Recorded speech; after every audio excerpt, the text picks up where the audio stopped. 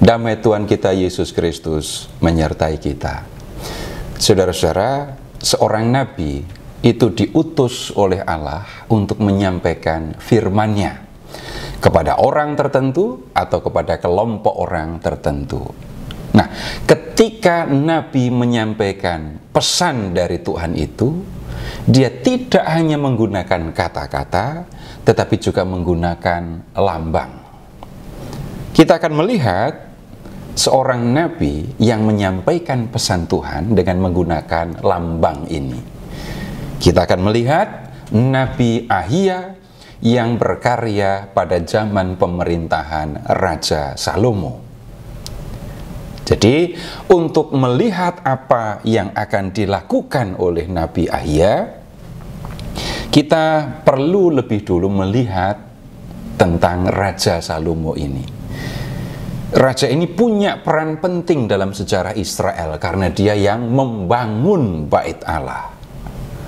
Raja ini juga punya peran penting karena dia adalah raja yang berhikmat, yang kebijaksanaannya dikenal oleh banyak orang dari banyak negeri. Tetapi pada masa tuanya, Salomo jatuh dalam penyembahan berhala. Dia punya banyak istri dari banyak negeri. Para istri itu ketika datang ke Yerusalem membawa juga patung dewa-dewi mereka masing-masing. Ketika Salomo sudah tua, dia tidak bisa menolak permintaan istri-istrinya untuk menyembah dewa-dewi mereka. Yang kemudian terjadi, Salomo menyembah dewa A, dewa B, dewa C, dan seterusnya. Dan ini menunjukkan bagaimana dia tidak setia kepada Allah. Dia berpaling dari Tuhan Allah Israel. Nah, karena Salomo sudah bersikap seperti itu, Tuhan berbicara kepada Salomo. Kita bisa melihatnya di 1 Raja bab 11 ayat 11. Karena engkau telah bersikap seperti itu dan tidak memelihara perjanjian dan segala ketetapanku yang telah kuperintahkan kepadamu, sesungguhnya aku akan mengoyak kerajaan itu darimu dan akan memberikannya kepada hambamu. Karena Salomo sudah berpaling dari Tuhan, Salomo harus terima konsekuensi dari tindakannya. Tuhan akan mengoyak kerajaan Salomo dan kemudian memberikan koyakannya itu kepada seorang hambanya. Dengan kata lain, kerajaan Salomo akan pecah dan kemudian pecahannya itu akan diberikan kepada seorang hambanya. Nah, apa yang dikatakan oleh Tuhan itu terjadi. Siapa hamba yang dimaksudkan oleh Tuhan itu? Dia adalah Yerobeam bin Nebat, yang namanya tertulis di 1 Raja bab 11 ayat 26. Dia berasal dari suku Efraim dan kemudian dia menjadi pegawai Salomo. Dikatakan begini di ayat 28. Yerobeam adalah seorang yang tangkas. Ketika Salomo melihat bahwa orang muda itu seorang yang rajin bekerja, ia memberinya tugas mengawasi semua tenaga kerja dari keturunan Yusuf. Yerobeam masih muda, tangkas dalam bekerja, dan kemudian diminta untuk mengawasi para pekerja. Tapi kemudian orang ini memberontak terhadap Salomo, tapi kemudian pemberontakannya gagal, dan kemudian dia lari ke Mesir. Nah, kita kembali pada Yerobeam ketika masih menjadi pegawai Salomo. pada suatu ketika dia berjumpa dengan Nabi Ahia. Kita lihat apa yang tertulis di dalam teks kitab suci, ayat 29. Pada waktu itu, ketika Yerobeam keluar dari Yerusalem, Nabi Ahia, orang Silo, menemui dia di jalan dengan berselubungkan kain baru. Nabi Ahia menjumpai Yerobeam dengan mengenakan kain baru sebagai selubung. Nah, perhatikan kain baru. Ahia mencengkeram kain baru yang dikenakannya dan mengoyaknya menjadi 12 potong. Kain baru dikoyak. Ini jelas hal yang tidak biasa. Yang biasanya dikoyak lalu digunakan untuk keperluan lain, tentu saja adalah kain yang sudah lama, kain yang sudah usang. Ketika Nabi Ahia mengoyakkan kain yang baru, jelas ini ada sesuatu yang hendak disampaikan. Ini adalah suatu lambang.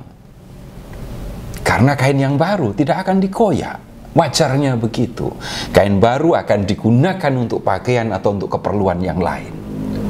Nah, kemudian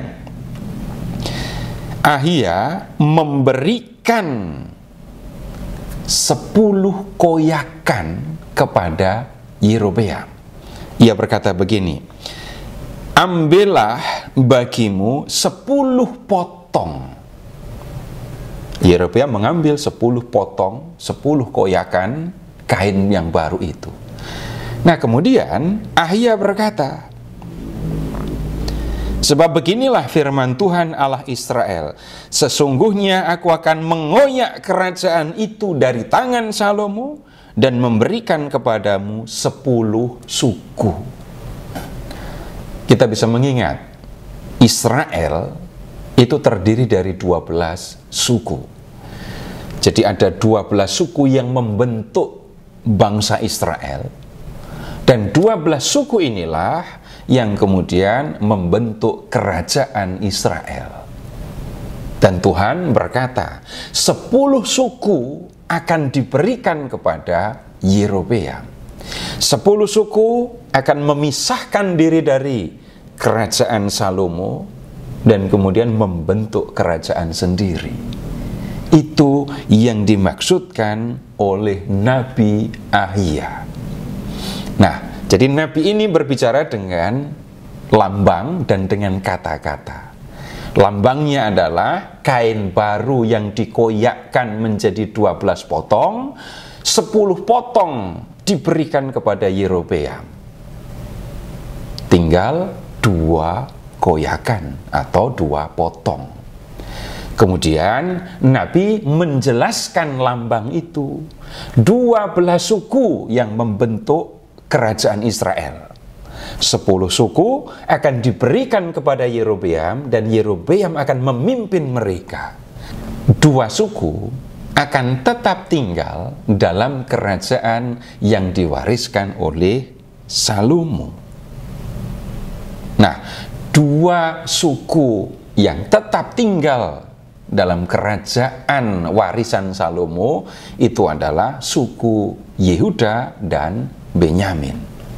Nah, saudara-saudara, apa yang dikatakan oleh Nabi Ahia itu kemudian benar-benar terjadi. 10 suku yang tinggal di wilayah utara itu kemudian memberontak kepada anak Salomo yang menggantikan Salomo menjadi raja, yaitu Rehabeam. Ke-10 suku ini selama Salomo memerintah itu dijadikan pekerja rodi, dan beban mereka sangat berat. Mereka kemudian datang kepada Rehabeam, anak Salomo, minta keringanan kerja.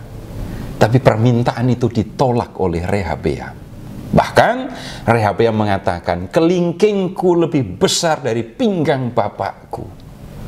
Bapakku mencambuk kamu dengan rotan, tapi aku akan mencambuk kamu dengan cambuk besi. Karena permintaan mereka ditolak, 10 suku yang tinggal di utara ini kemudian memisahkan diri.